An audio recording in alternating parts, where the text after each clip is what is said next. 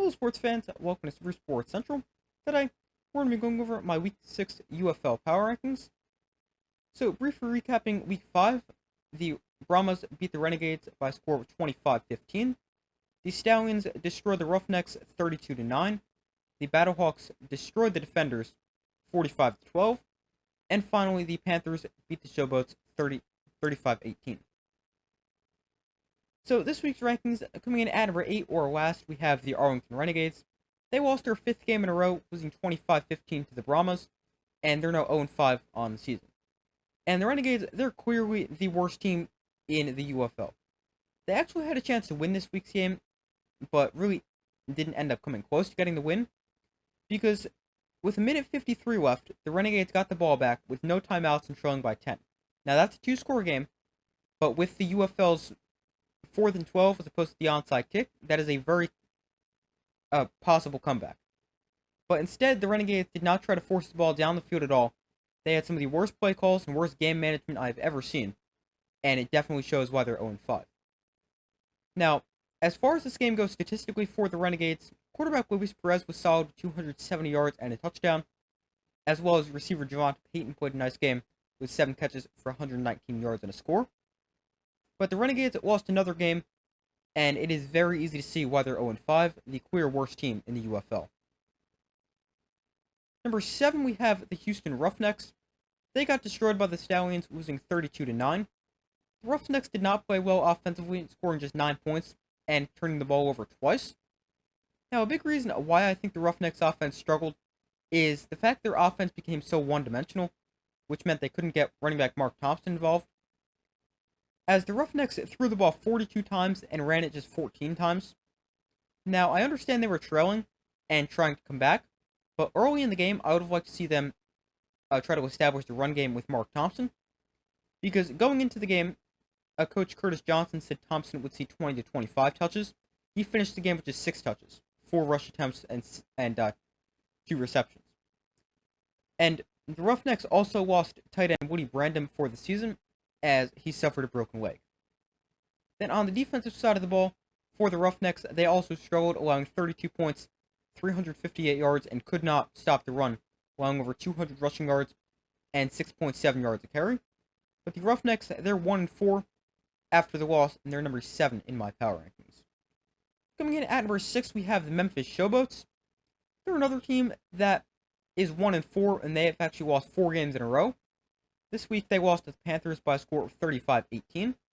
And this was a huge loss for the Showboats because it has huge playoff implications. Because if they were to won this week's game, they would be tied for the second playoff spot in the USFL conference. But now, after the loss, they're 2 games out of the second playoff spot. Offensively this week, the Showboats actually made a quarterback switch, starting Troy Williams over Case Cookus. And Williams made his first start of the season, and he was solid, throwing for 248 yards and 3 touchdowns, although he did have 2 interceptions. And wide receiver Dawood Davis also played a fantastic game with 6 catches for 102 yards and a touchdown, and that includes an 82-yard touchdown. Now, despite having a more mobile quarterback, the Showboats offensive line still struggled and gave up 7 sacks. And I really don't think it matters who's behind the offensive line playing quarterback, but it is just the bad offensive line that is holding back this offense. And, in fact, Showboats quarterbacks are getting sacked an average of 5 times a game. Then, on the defensive side of the ball, the Showboats also weren't great, allowing 35 points, struggling to stop the run, as they allowed 5 rushing touchdowns. But the Showboats have now lost 4 games in a row, and they're at number 6 after the loss. Number 5, we have the Defenders. So the Defenders got absolutely destroyed by the Battlehawks, losing by a score of 45-12. And the Defenders just played terribly. Now, it is surprising how bad they looked this game, considering they gave the Stallions a close game the week before, but the Defenders just played an awful game. The offense was terrible, with just 12 points and 163 yards, and a big reason why was quarterback Jordan Tiamu struggled, throwing for just 101 yards and 3 interceptions. And then on the defensive side of the ball, they were equally as bad, allowing 45 points, which is the most allowed by any team this season. But the Defenders, they look really bad. They're going to remain at 5 in my power rankings because the other teams behind them look even worse. But the defenders are at 5, but there is a clear gap between the top 4 and the bottom 4 teams. At number 4, we have the Michigan Panthers. They pick up their 3rd win of the season, defeating the Showboats by a score of 35-18. The Panthers' offense had a new face at quarterback in Danny Etling, who's going to be their new starting quarterback for the rest of the season, replacing the injured E.J. Perry. But Etling was solid in his first start, as he had 175 yards passing, as well as a rushing touchdown. But the Panthers did a lot of their offensive work on the ground, rushing for 160 yards and 5 touchdowns as a team. But they had 2 running backs who played extremely well. Wes Hills carried the ball 16 times for 82 yards and 3 scores, and Matt Colburn had 15 attempts for 68 yards and a touchdown. Then on the defensive side of the ball, the Panthers were great at getting consistent pressure on Showboat's quarterback. They also forced 4 turnovers, and the Panthers are now in a commanding position of that second playoff spot in the USFL conference. They enter at number 4 with a 3-2 record. Third, we have the San Antonio Brahmas. The Brahmas got the win over the Renegades this week by a score of 25-15. They didn't play the greatest game, but they played good enough to get the win. Quarterback Quentin Dormady wasn't great, just 161 yards, a touchdown, and 3 picks, but the run game led the way offensively. The Brahmas rushed for 190 yards and 2 touchdowns on 7.9 yards a carry. And like the Panthers, the Brahmas had 2 running backs play extremely well. Josh Lovett had 13 carries for 95 yards and 2 touchdowns, and Morgan Ellison, the former Seattle Sea Dragon last year in the XFL, he made his UFL debut and had 9 carries for 86 yards. Then on the defensive side of the ball, the Brahmas were good as well, allowing just 15 points and not allowing the Renegades to score a single red zone touchdown. But the Brahmas, the clear third best team in the UFL, they're at number 3. Coming in at number 2, we have the St. Louis Battlehawks. The Battlehawks destroyed the defenders, winning 45-12. The Battlehawks offense was insane, as they scored a week-high 45 points and exploded in the 4th quarter, where they scored 25 of their 45 points.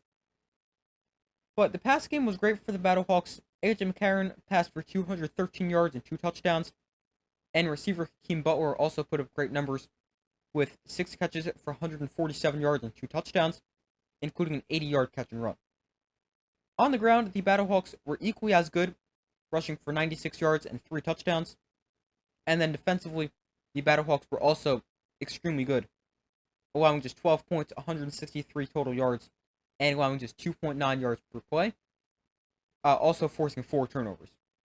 So this is the most dominant performance we've seen from a single team this season, and the Battlehawks won 4 games in a row after their week 1 loss, the clear number 2 team.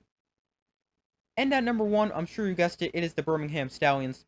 They remain at 1 after a dominant win over the Roughnecks. They won by a score of 32-9, and the Stallions are the league's only 5-0 team. Quarterback Adrian Martinez got the start this week, and he put together a great performance, throwing for 155 yards and a touchdown, as well as adding 138 yards on the ground.